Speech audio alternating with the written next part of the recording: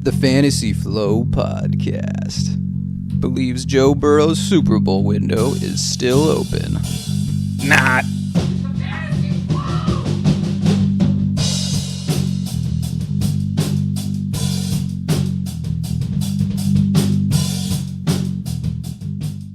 Hey, welcome to the Fantasy Flow Podcast. You are joined by two hosts this week. Austin, that's Andy. He's back from his vacation, and we welcome you back as well, viewer. We're so glad that you're rocking with us again. If you've been listening for a long time, we really appreciate the support. If you're new, hit us with a like, a subscribe. We're trying to get to 100 subscribers. Andy and I, we just set out to make a podcast, and we just found that YouTube was the best way to grow our audience, and since then, that's where everyone's been consuming our content, and we've just been putting more and more effort into the video component, and we just really hope that you appreciate that. And if you're still rocking with us on just a podcast, we appreciate that too. It's all great. I'm just so thrilled to have you back, Andy, and I think the best way to welcome you back is with 4 questions off the rip. Are you ready? Ooh, baby, I'm ready. All right, 4 questions off the rip. Andy, here we go. Question 1. Does the Browns' stunning victory over the Packers mean anything for Cleveland's season? No, not for Cleveland. Question 2. Who is a more fraudulent 3-0 team, the Colts or the 49ers? Ooh, the 49ers for sure. Love it. Question number 3. Who leads the league in interceptions? It's a quiz. Oh, wow. I'll give you a hint. He's only played 7 quarters of football. Jake Browning. Yeah, there you go. Yeah. Alone in first place. That's nuts. Question 4. On Saturday, does Ohio State cover the 9.5 point spread against the Huskies? Let's go. Of course they do. Let's go. Ohio State. All right. Andy's going to be there in person. Is that still accurate? You're making the trip over here to the West Coast? Oh, yeah. I'm a Huskies fan, but I got to respect it. I respect the fandom and the fact that you're actually going out there and supporting. They're going to need it. They're going to need it. There's going to be a lot of Huskies fans. I don't know. Do Ohio State fans travel well? I think that, I don't know. This is the first time I get to go see Ohio State, so we'll find out. But I would believe that they do. I would believe that it is going to be loud. And I believe I'm going to stand out like a sore thumb wearing my big red Ohio State jacket around a bunch of purple face paint, gold and purple everywhere around me. I love it, dude. Yeah, I was shocked to see that the point spread was single digits. Week 3. Holy cow. My initial reaction from week 3 was just like special teams. Like, I've never seen a week with more like game flipping special teams plays. Andy, go ahead and tell me about like what just really caught your attention from week 3. What's still sticking in your brain? Last minute drives, blocked field goals, blocked punts, return for touchdowns, return for just returns in general. Speed and special teams, like you said, was the name of the game. Just total chaos. I think I texted like 3 or 4 people like, this is when the chaos starts. Week 1 and 2 were nothing. This is it, baby. This is what we watch football for. Wild results. Like crazy upsets. We saw a 30-0 blowout, which we'll talk about. We saw teams that were like double-digit favorites actually go down. In the case of Green Bay, but part of the quick question off the rip, I was talking about the Colts and the 49ers. Both teams undefeated, but they just couldn't be more different. And I just want to talk about the Colts real quick. Jonathan Taylor leads the league in rushing yards. Tyler Warren leads all tight ends in receiving yards, and Daniel Jones leads the league. Okay, no, he doesn't lead the league, but he's 3rd in passing yards, and the team has not committed a turnover to this point. So, like, I don't know, how seriously do we take these Indianapolis Colts?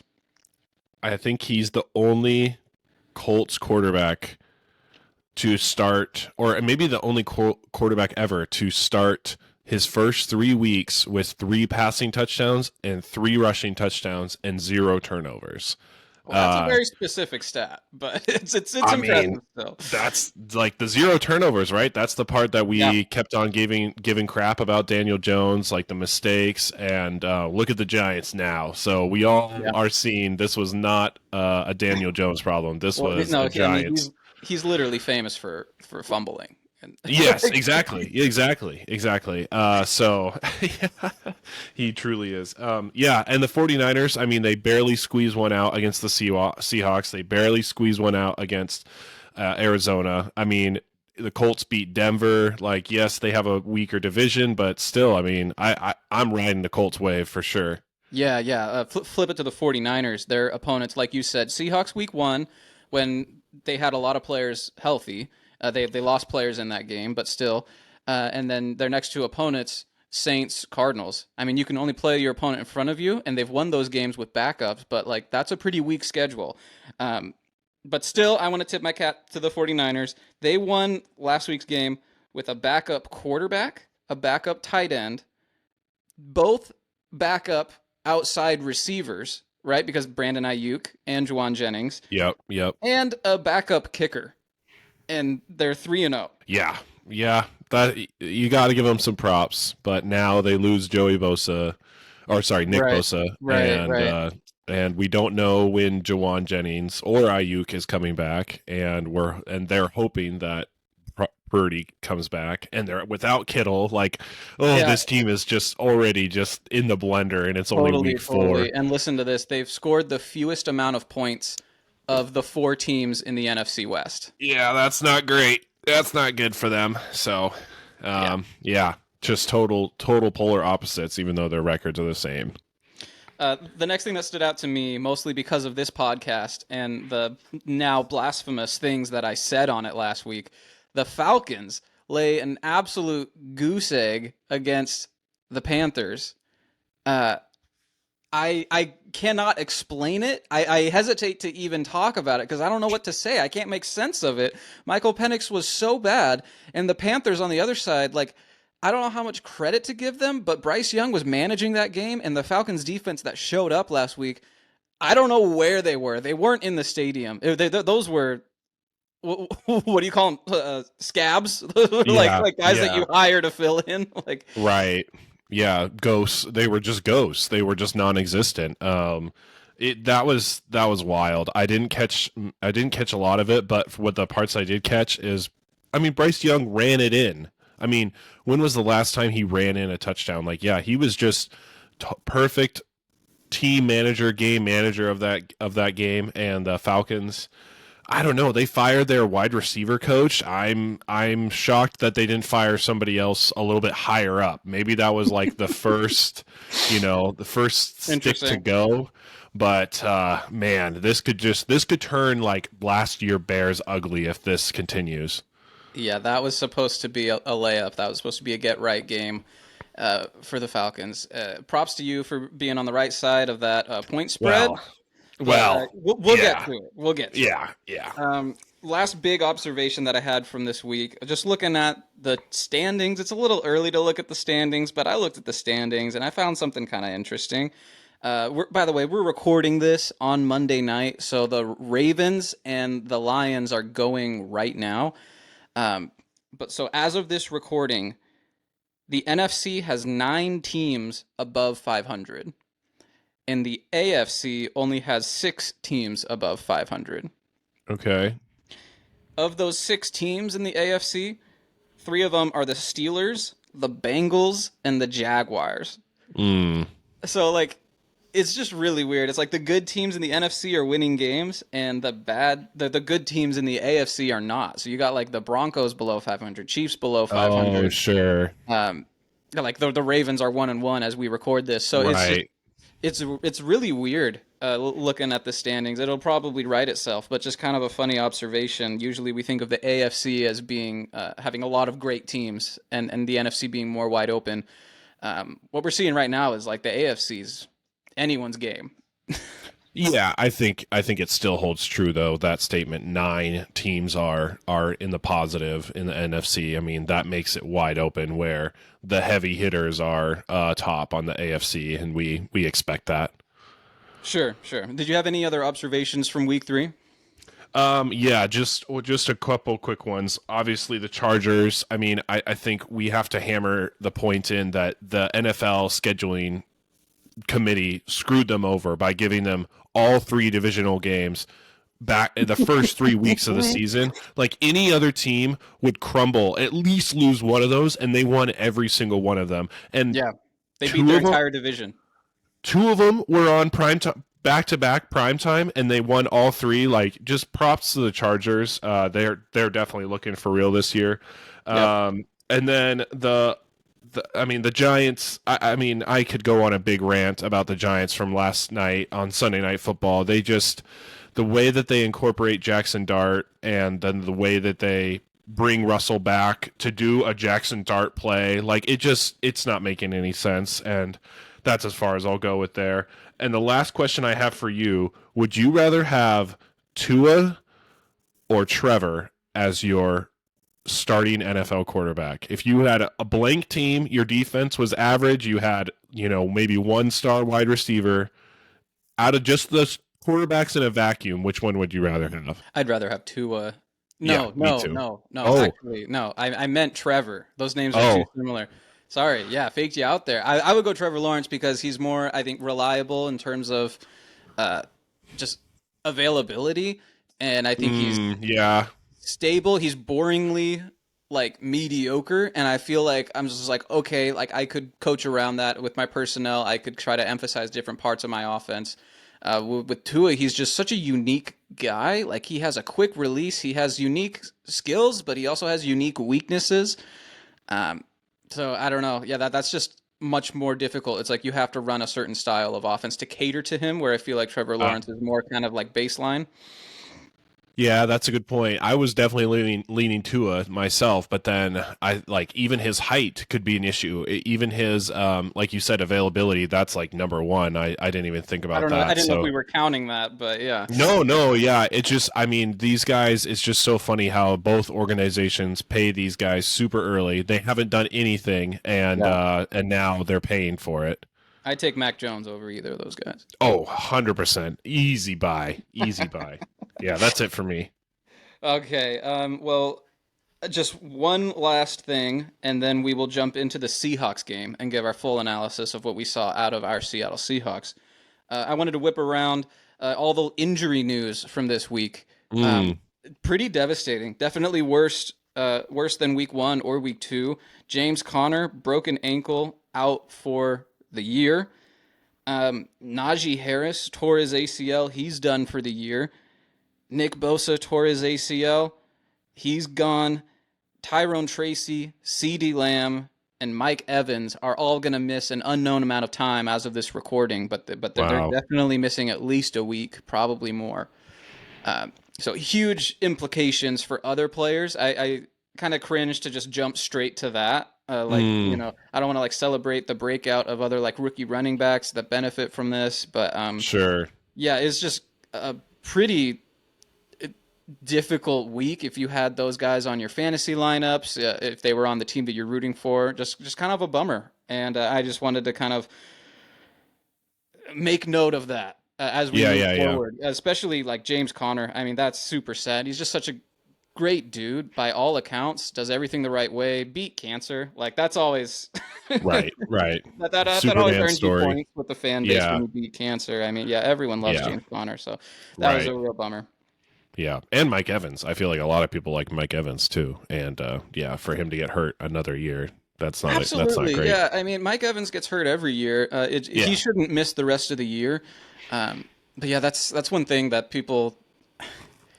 He gets 1,000 yards every year, and it's barely 1,000. And some people want to be like, well, that's only 57 yards a game or whatever. It's he doesn't play a whole season. Most people don't play all 17 games. Right.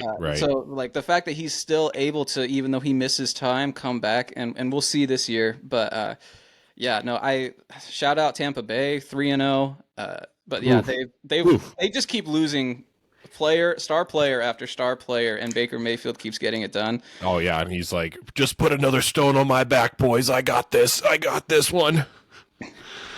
So the Seahawks game, I don't know. I don't know how long of a conversation this even needs to be because like the No, game was over at halftime. It was crazy. I think dude. at the end of the first quarter, it was 21-zip.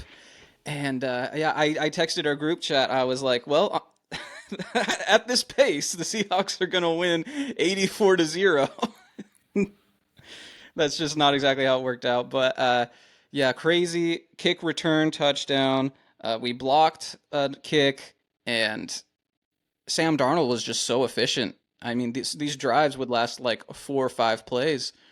Kenneth Walker punched in a couple touchdowns. It was just like check the boxes of like everything you wanted to see from the Seahawks. And yes, it was kind of a bummer of an opponent in the Saints having to go on the road. But I mean, this is what we say about like when you have a lopsided matchup. You want to see great teams take care of business against bad Yep. teams, not play down to their competition. Andy, what did you like from the Seahawks? Yeah, yeah. I mean, we talked after the game. I'm just glad we didn't win 22-10 or 22-13 or something like that. Like, we got it done, and we got it done early to the point where we could just rest our guys, or we could just run the ball. George Halani got in there at the very end. We got to see Milrow. We got to see Drew. I mean, Mike McDonald just went down the depth chart, and was like, "Yeah, you might as well go get in and get some playing time." I can't imagine there was a Seahawk who didn't get in that game. Oh, right. Yeah. Yeah. I mean, between special teams, all the special teams plays, defense, offense. Yeah, for sure. I love what we're doing offensively. We're getting Darnold on the move a little bit out of the pocket so he doesn't have to have that awareness of being inside the pockets, and he can get guys in motion. I love how he's finding JSN.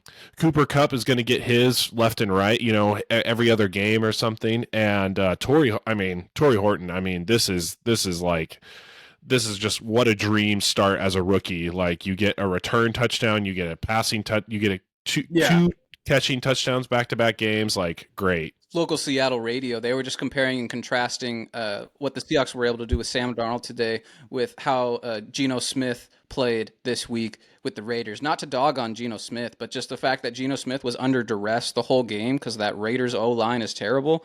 And just highlighting the additions that Seahawks made on the offensive line and that they're actually using him outside the pocket, like you mentioned, really just putting him in positions to succeed, which is what you need to do with Sam Darnold. So that looked great. And yeah, just last point about the Saints, like we do this in college football all the time. You look at common opponents, and it's like the Cardinals and the 49ers struggled to eke out victories against the Saints. And what the Seahawks did to the Saints, it's like not even in the same conversation. So that was very optimistic, very encouraging result.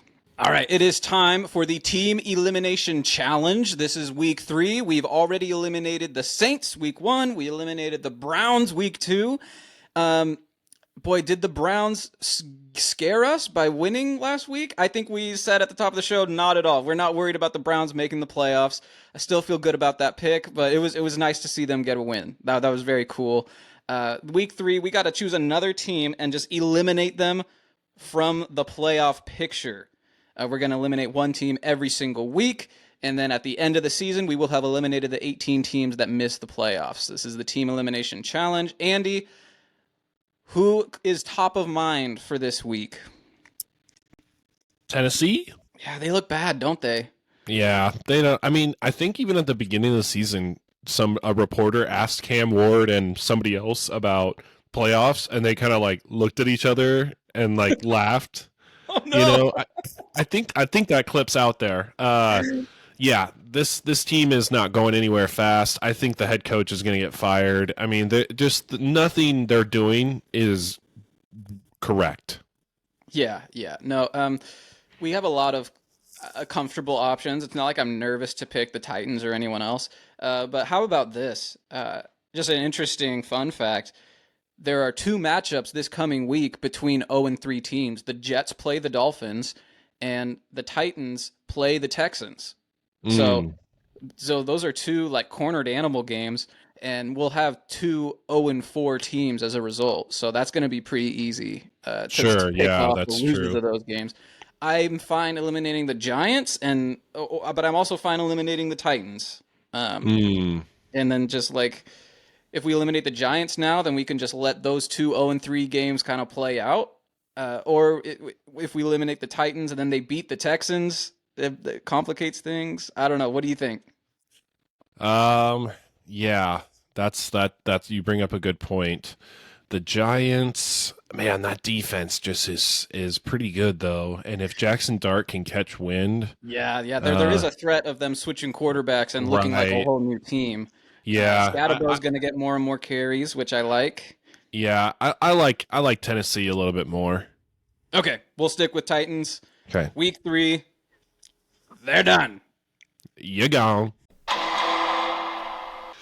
Speaking of those two 0-3 matchups, let's look forward to week 4 and talk about some matchups between some good opponents. Andy, we actually have some nice ones on the schedule. Oh yeah. Looking forward to next week. Obviously, Seahawks Cardinals Thursday night football. Battle of the Birds. I don't know that that's a good matchup, but it's a matchup. It's a primetime matchup for the Seahawks. Yeah. Can't argue. Man, what else we got? We got Colts versus Rams. Yes, okay, I found it in my notes. Colts, Rams, Yes. That's okay. Yeah. I'm looking at Bucks, Eagles. Yes. That is going to be Mayfield, Jalen Hurts, 0-3, 3-0 versus 3-0. And then we have Lamar Jackson versus Patrick Mahomes at the afternoon slot. That's going to be primetime must-see TV. Yes. I am not going against the Eagles until proven otherwise. I understand the miracle run that Tampa Bay has done, but the miracles just keep on happening for the Eagles, even like crazier miracles. So, I'm staying with the Eagles there, and then Ravens Chiefs. Yeah, that's going to be. I mean, that should be good. The Chiefs just nothing looks good with the Chiefs except for like their decent defense. Yeah. I before the season started, my two favorite teams from the NFC were the Eagles and the Rams. And this was before the Micah Parsons trade, so the Packers weren't quite in that tier for me. Those were my top two teams from the NFC, and I feel great about that take after watching those two teams play. I thought I saw a lot of just good on good. They were very evenly matched. I love that the Rams actually got out to an early lead and forced the Eagles to pass for the first time all year. That was great because they can do it. They have some of the best receivers in the game. Jalen Hurts, that's a huge underrated part of his game. He's just a good quarterback. He's a good, well-rounded quarterback. He just doesn't really get to show it all the time. So I love that they made the Eagles win a different way. It was interesting. It was good for fantasy football. But the Rams were still in position to win that game. Andy, I know you had a really fun experience watching that game. Do you want to share with the audience? Yeah, so not even the first quarter, and the power goes out at our house, and we're having some guests over. They're both the husband is a Rams fan. Shout out Tony and Brooke, and so we're there to host the game. We're there to watch the game all together, and then we can't. Now we're just sitting, huddling together on the couch, and like putting the phones on the coffee table. And Tony's watching his game, and then the three of us are watching Red Zone.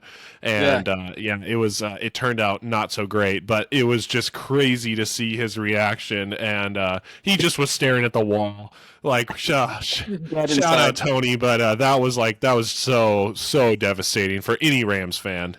Yeah, that was crazy. I was having a really good week with my picks against the spread, and I had the Eagles covering. So when that happened, I was just like, go! Cover the spread! And they did. Oh, man. Total opposite reactions. I'm not that, I'm not an Eagles fan, but that was just a really fun play, and the fact that there were two other block kicks within like 10 minutes, just absolutely insane. So anyways, I say all that to say, I want to see what the Eagles do this week against another tough opponent. I want to see what the Rams do, if they can bounce back from that like emotional loss against a really good 3-0 Colts team. And then, Ravens, Chiefs. Like, what? The Chiefs aren't doing it for you? No, hell no. Oh, no. The Chiefs are they're not fun to watch anymore. They're not.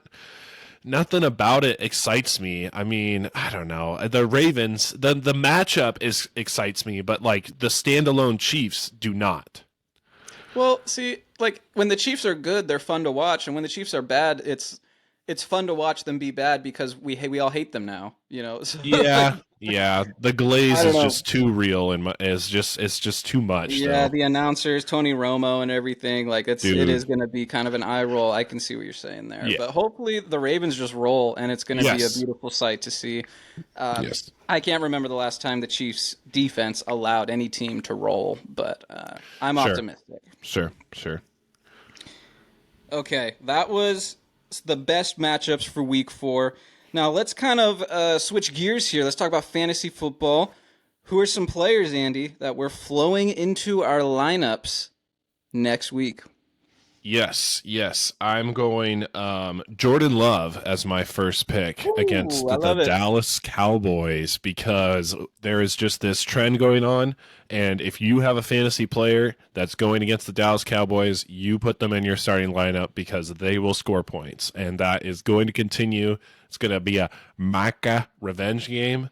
Yeah, go Packers, Oh go my Jordan God. Love. How did we not mention that in the recap? This is the Micah Parsons revenge game.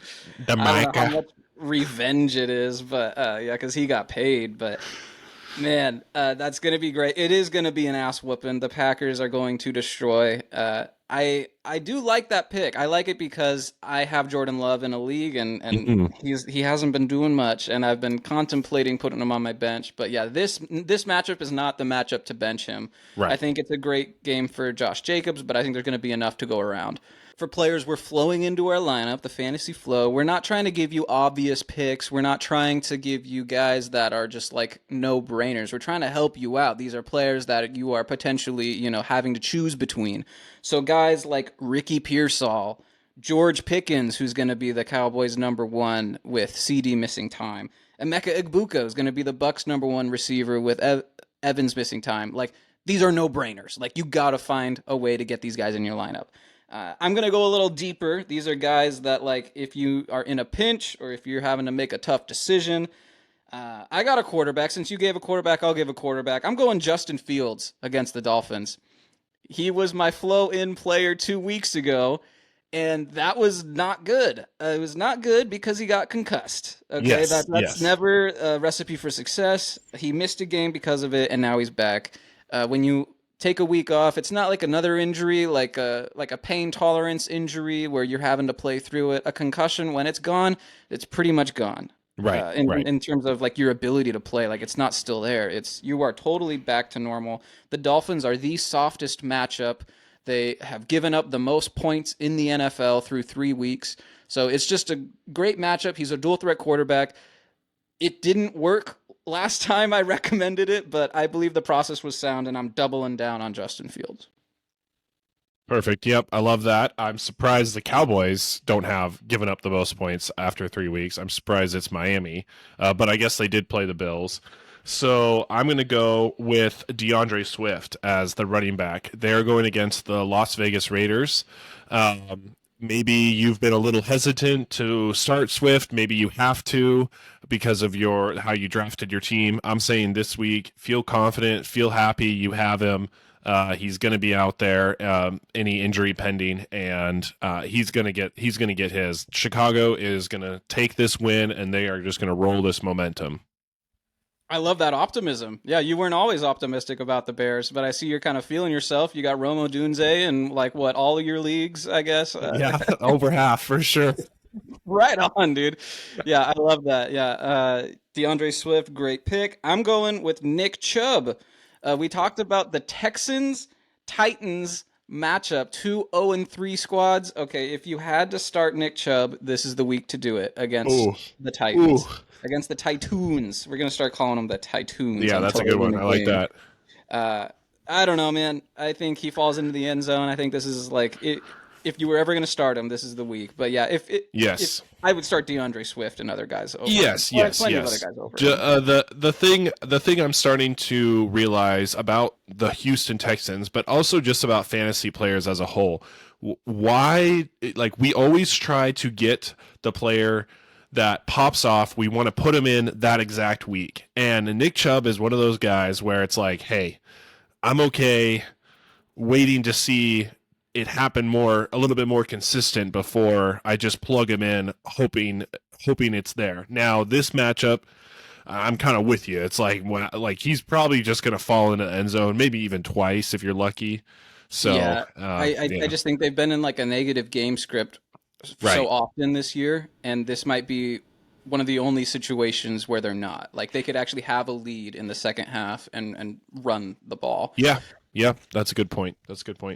I'm going to go with Keenan Allen. Now, if you haven't been putting Keenan Allen into your lineup, you're cuckoo for Cocoa Puffs, because this guy he loves Justin Herbert, loves Keenan Allen. Keenan Allen loves Justin Herbert. Now they're back on the same team. They have they know the offense. They know their preferences. They know the rhythm. I've been putting Keenan Allen in ever since week 2. And I'm not taking him out until he doesn't score a touchdown, basically. Man, I mean, it's like he can't keep getting away with this, right? Like he scored a touchdown, exactly one touchdown in each of the first 3 weeks. Right? So, yeah, I don't know. I feel like I just kept telling myself the pendulum's going to swing over to Lad McConkey. Like it's not going to happen every week. But maybe you're right. Maybe we just need to just accept this new reality that Keenan Allen he just has more chemistry with the quarterback.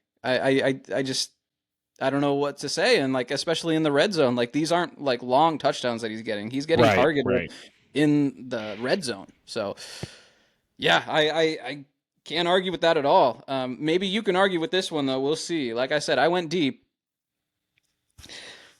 Pause. We gotta talk about it. We gotta talk about this guy. He scored 3 touchdowns this last week. Trey Tucker for the Raiders. Oof. Look, I hate point chasing. I think it's lazy and ultimately unproductive. But in this case, I think it's okay to chase the points and put in Trey Tucker. Not because you think he's going to score 3 touchdowns again, but because when you look at his game log, week 1, he had 50 yards and a touchdown. Week 2, he was terrible, but the whole Raiders offense was terrible. And he still had 8 targets in week 2. It just nothing was working. Geno Smith, like that was probably the worst game of Geno Smith's career. Sure, so I kind of crumple that in a ball and throw it Yeah. over my shoulder. Yeah. But like he still had 8 targets, and then in this game, 9 targets. And this time he caught 8 of them for 145 yards and a touchdown. Like I think you could do a lot worse than Trey Tucker. I don't know how isolated this is because clearly he's involved in the offense. Yeah, I think it just depends on your lineup. If you have to start 2 flex or 1, he's probably on your waiver wire, so this is a great add. And with all the injuries that we just mentioned at the top, this might be like, heck, like you said, I could do a lot worse. I could do Stephon Diggs or Trey Tucker. Yeah, totally. No, yeah, I'm taking Trey Tucker 10 times out of 10. And Me too. To pat both of our picks, both of ourselves on the back for our picks. Justin Herbert leads the league in passing yards, and Geno Smith is second. So, oh, wow. Yeah, because I think negative game script has a lot to do with the Geno Smith side. Sure. They're just having to pass a lot in the second half. But Justin Herbert, he passes in the first half because that's just how he rolls. What about flowing out of our lineup? I'm going to let you lead off with this one. All right, we're going negative. Have we talked about Dak Prescott yet? We've talked about that matchup quite a bit, how much we like the Packers. But man, like just the other side, it should be obvious, but like you cannot start Dak Prescott in this game at all. Not only is he going up against a terrifying Packers defense with a motivated Micah Parsons, but he's going to miss CeeDee Lamb for this game. So like, yeah, I think he's one of the worst starts you can make. He'll probably throw the ball a lot. Like the pass attempts will be there because I think they'll be trailing the entire time, but I don't trust the remaining weapons in Dallas. Yeah, that's, man, you want to say Dak because it's probably going to be negative game script, and he's pretty good about throwing the football, but you said week 1 not to start Dak, and guess who started him? This guy, and I got punished for it, so I'm definitely listening to you on this one. I'm taking Dak out. I'm putting Daniel Jones in. I'm putting Jordan Love in. I'm putting any other quarterback that has a better, maybe even a Sam Darnold. You know, like there's some good waiver wire quarterbacks out there. I'm going to stick with the quarterback. I'm going to say Patrick Mahomes because screw that offense. It is not fun to watch. Andy Reid and Travis Kelce are yelling at each other at the sideline. They can't run the ball. They do pass the ball. Like Patrick Mahomes is throwing it deep, which you love to see, and Tyquan Thornton, Hollywood Brown, they're down there, but they just can't catch the ball because the defense catches up a little bit too quickly. So I'm staying away from Patrick Mahomes this week against the Ravens. Yeah, no, I mean, just the defense is terrifying, and yeah, he's still short weapons. I don't think Xavier Worthy, he might play, but he's not going to be 100%. I think Right, it's a right. smart play to sit him. But man, Tyquan Thornton's a dog. Like, just real quick, like I was Yes. really impressed with what I've seen so far. He had a play where he went deep, he beat the defender, and then he went to the ground for a really difficult catch, and then the guy landed on him. It just looked so painful, and he was like right on the goal line. And he's like, "Did I score? Did I score?" And they're like, "No, actually, not only did you not make it to the end zone, we're gonna take the whole catch away because the ball like rolled on the ground like a little bit while you were getting Right. totally beat up." I was like, "Man, how demoralizing!" Like that's like he's got to be exhausted, in pain, and like just depressed. Nope. Actually, he just goes out and he does the same thing. This time he comes down with it and the first and Lands on. goal, Yeah. Kansas City. So I'm like, Yeah. wow. They run the exact same play, and he makes an even more spectacular catch, and he lands on the one instead of the end zone. Like it was absolutely wild. Yeah. Okay, guys, we're flowing out of our lineups. I'm going with Chase Brown, the running back Ooh. for the Bengals. I know you drafted him early. You drafted him second or third round, but I mean, I don't got to tell you, if he's been in your lineup, you know how unproductive he's been so far. The fact that Joe Burrow's not there, Jake Browning is in. He already leads the league in interceptions despite only playing 7 quarters. The whole offense is just really, really bad. I heard a stat today that Chase Brown, his yards before contact is like negative. Like it's an offensive line problem. It's a quarterback Yes. problem. Yes. And their matchup this week, they're going up against the Denver Broncos. So do yourself a favor and put them on your bench. In Mile High. That's going to be a tough one to Yeah. swallow, but I might just have to listen to you there because I definitely have at least one piece of Chase Brown. My running back is going to be Jalen Warren for the Pittsburgh Steelers. Yeah, I think you're gonna. They just spread the ball a little bit too much. The offense is not that strong for scoring for fantasy wise, and they are going against Minnesota that just wrung the neck of Cincinnati, and I think they're going to do the same thing with Pittsburgh. I know it's in Pittsburgh. Oh no, sorry, it's in Ireland, which makes it really exciting. But yeah, I think Minnesota's defense is just going to be strong holding them the whole time, and I just don't really see how Warren takes off this game, in my opinion. Man, that Vikings defense is crazy. What's the name of that DB that scored multiple touchdowns? Isaiah Rodgers. Shout out Isaiah Rodgers, former return man for the Eagles. I think he won a Super Bowl ring, and then he goes to the Vikings and he scores a couple touchdowns. Like, dude, they need to put him on offense, man. Yeah, he's dynamic. He's dynamic for sure. Carson Wentz. So, okay, this is a total rabbit hole. Okay, I'm derailing the show, but like because that was something that I was circling for week 3 was like, okay, which of these backup quarterbacks are gonna step up and which are gonna crumble? And really, none of these backup quarterbacks stepped up. It's just some of them turned the ball over and some of them didn't. Like Carson Wentz, how much did he really have to do with this win? No. Like he never turned the ball over. He got what was asked of him. Like he did everything he was expected to do. And then same with Marcus Mariota. But like they weren't the reason that their teams won. Like you won with them. You didn't win because of them. Right. But Mac Jones. Yeah. I don't know. Like Mac Jones, a baller. But yeah, like none of these backup quarterbacks really impressed. But yeah, if Carson Wentz with this defense against the Bengals, that's such a mismatch on both sides of the line. Like I love the Vikings there. Yeah. Okay, my last player that I'm flowing out of my lineup. Okay, if you thought Chase Brown was a hard pill to swallow, I'm going with Marvin Harrison Jr. on Thursday Night Football against the Seahawks. I have Marvin Harrison Jr. in multiple spots, and I'm going to try and find a way to get him on my bench. It's hard to do, but the dude's been hurting me week after week. His connection with Kyler Murray is not there, and it's like a different thing every week. Like one week it'll be, oh, it's the play calling. The other week it's, oh, it's Kyler. And then like this last week it was like Marvin Harrison's just dropping balls.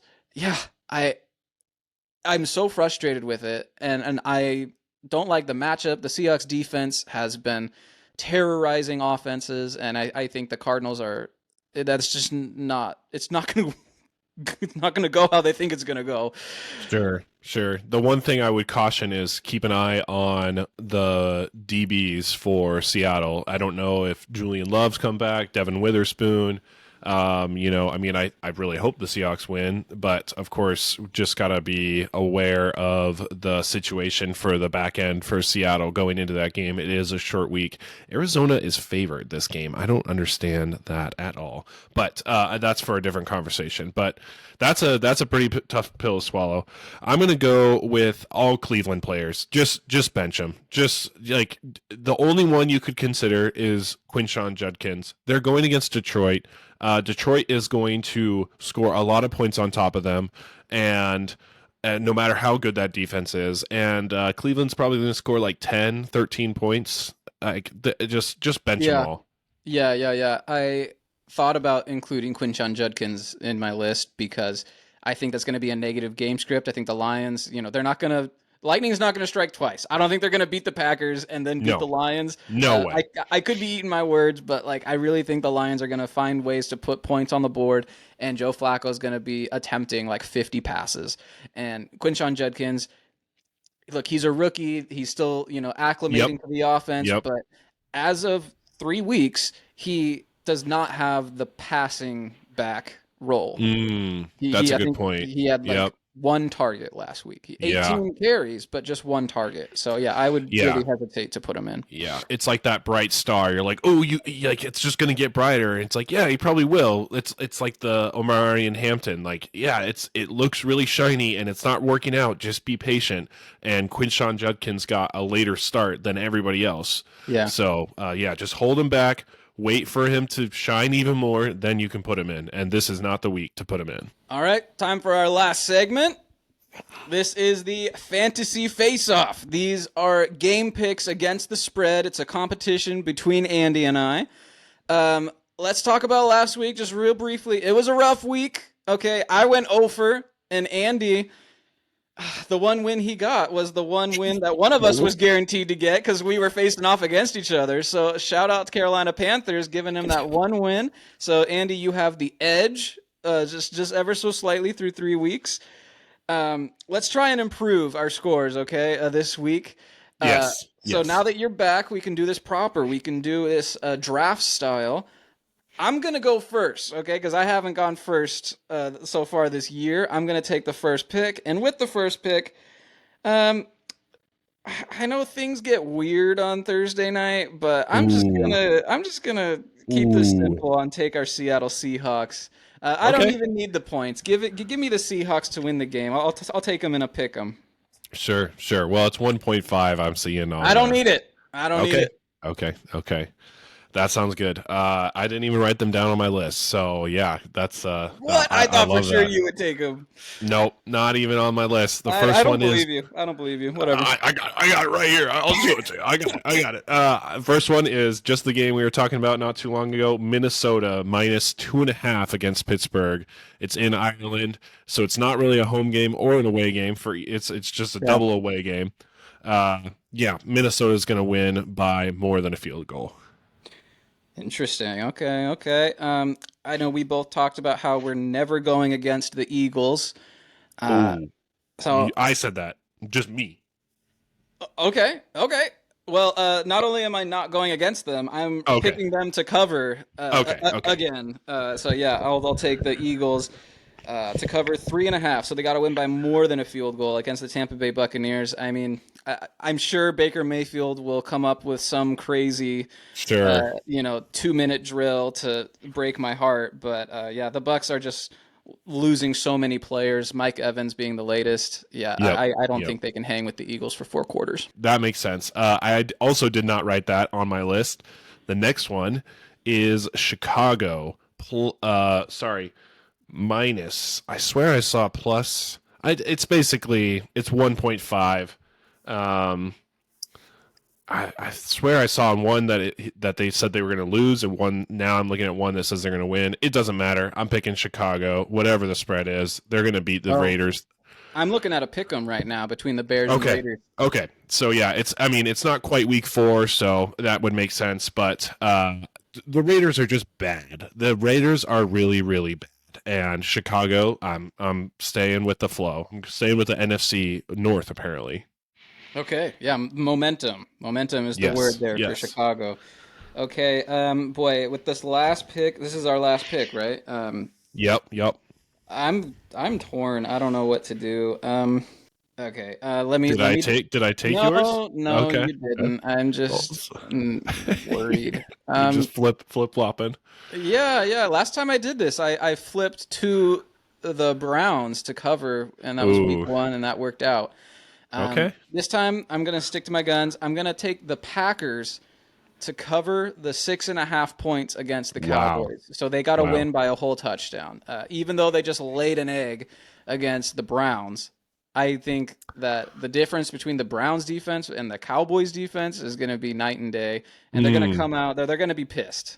So not just because of Micah Parsons, but because they lost and got embarrassed. Yes. Yeah.